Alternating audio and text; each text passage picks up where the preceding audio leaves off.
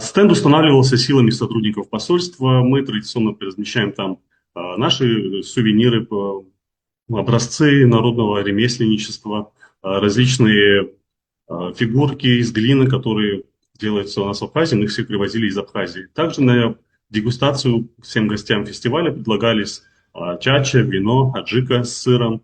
И в этом году мы также силами сотрудников посольства приготовили калмыч, который, на удивление моему, очень понравился всем гостям. И у нас буквально там за несколько часов разобрали все запасы, которые мы приготовили.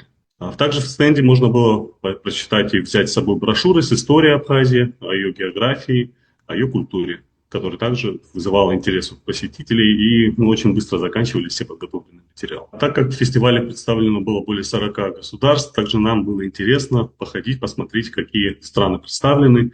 Например, напротив абхазского стенда стоял стенд Китая, соседствовала с нами Франция, чуть подальше стояла Россия, Венесуэла. Были представлены практически все страны Латинской Америки, такие как Боливия, Мексика, Бразилия, ну и множество других стран.